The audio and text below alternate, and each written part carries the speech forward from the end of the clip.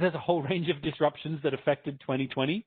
COVID-19 being a big one, which has had massive ramifications for the way that we work and the way that we learn. So I want to ask each of you this question. What are your 2020 lessons learned, and what do you feel are the lasting impacts? What do you see carrying forward into 2021 and beyond? You know, is it just a temporary thing, or are we going to see some things probably change forever, or at least until the next big, massive global disruption hits us? So let's start, Vijay, from your perspective and Burger Bulk. What are your lessons learned, and what are the impacts you see carrying forward?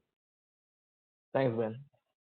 Well, from our company, from maritime industry, it has been traditionally more focused towards classroom-based training. I would say we use a lot of huge simulators for engine training, 360 degrees navigational simulators for our navigators to train in a real life situation.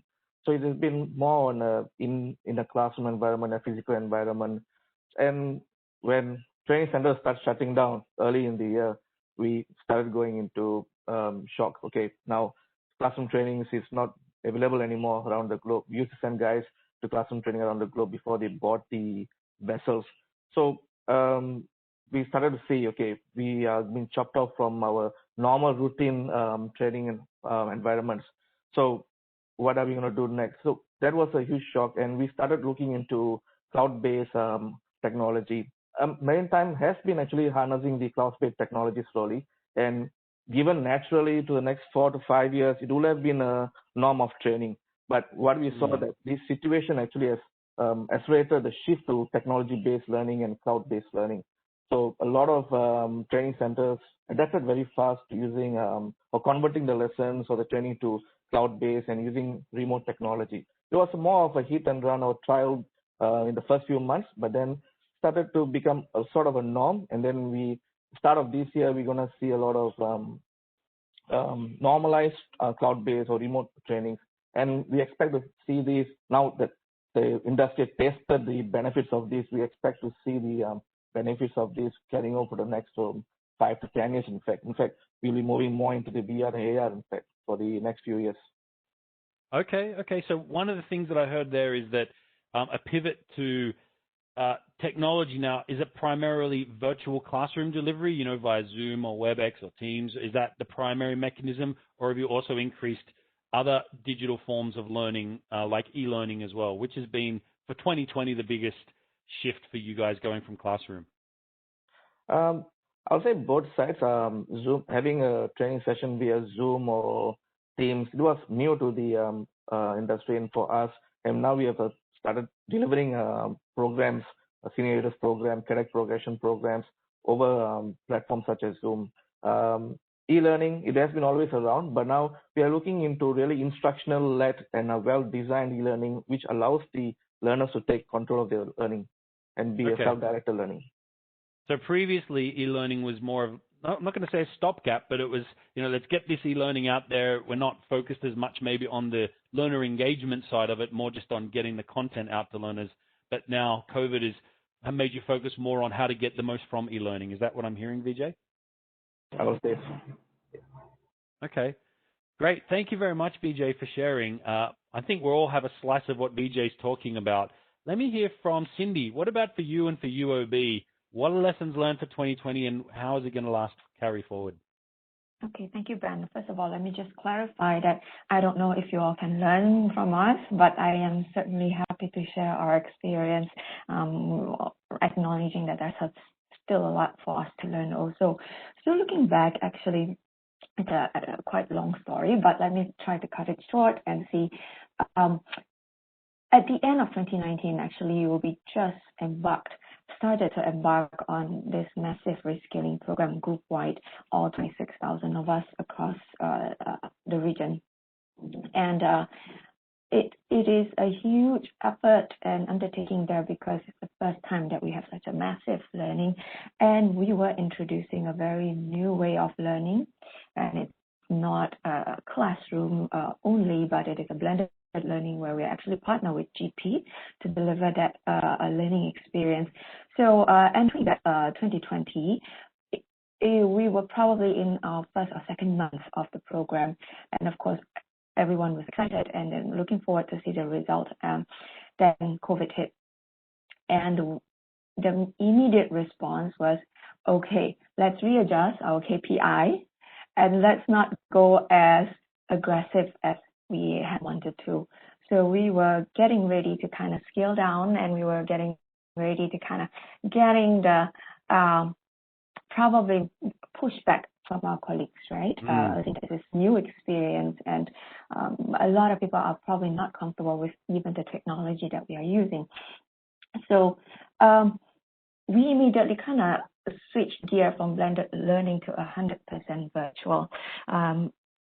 Surprisingly, the feedback that we have received in the earlier days of COVID, actually a very pleasant surprise to see that people were actually very tolerant and willing to learn. I think GP team was with us in the earlier days back in October 2019. Trying to even log into the platform was an issue. I think Oliver was there, Nita was there. We were like, are we able to do this? Logging into the system was an issue. COVID hit, everybody geared up, and actually we ended up with more completion and more successes than we had thought we could achieve without COVID. So I think the learning there for us is really, given the right environment, given the right push, and of course support in place, I think our effort in learning transformation, pushing the learning culture, actually worked for us really well under this COVID situation. And of course, the challenge moving forward is, can we continue? Can we take on that momentum and really continue to inculcate that learning mindset? Make it BAU, continue to make it even more BAU for all learners. Yeah.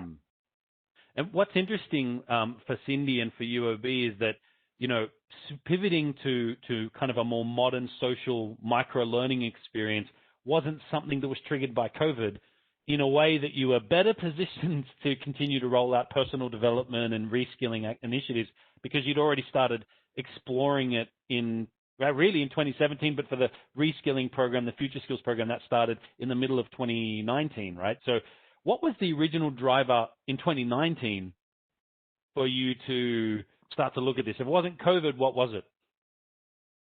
Well, actually, because I think we had experienced success in Leadership Right by You, another development program targeted at a smaller subset of audience, right? That was the first time people were introduced to the new learning experience. And we thought that this is actually working for us. But once again, the Leadership Right by You audience is really, I would say, more self-driven already to begin with, right? And then moving into Better You or our Reskilling Program, we are targeting all of us in the bank, and I think all of us know that there's a lot of people who need a lot of. How many people are we talking about? How many markets and people? Just to give people the idea of the scale. Sure. Yeah, for Better You, we're actually looking at 7 countries across the region, and the target audience was 15,000 folks across the 7 countries. And actually, we have until December 2021 to complete that 15,000 of us. But I'm very happy to see that at the end of last year, we've touched more than 10,000 people, and we're on track to complete all 15,000 of us by June or July of this year. So initially with Better You, again, going back to your question, then what we wanted to see is really how can we inculcate that self-driven learning. And right now, I think with that technology that we have placed and the engagement, people are seeing, hey, actually this can happen. This is not as hard as I think. So something I'd love to hear from the chat, and feel free to share your experience for everyone who's listening. One of the big points that Cindy made there is that COVID actually somehow had a psychological impact on their learners. So nothing really changed in terms of accessing the learning platform. You still needed to enter your username and password. Those facts were still there, but somehow all of a sudden those issues just evaporated. And then we also saw that completion skyrocketed. We've spoken about it a lot at why completion has really jumped up to a really fantastic level. And it's because I think people all of a sudden go, wow, I got to do this. This is no longer some virtual, I think was always perceived as some optional thing when compared to classroom training, which was the real thing. You know, there was this mental, psychological gap between virtual, digital, and classroom, which was the primary purpose. So we've seen that psychological shift in adoption occur, not just for UOB, but around. I'd be interested to hear in the chat, has anyone else had a similar experience of that? Thank you, Cindy, for sharing your lessons learned there for 2020 and where you see things going. Teresa.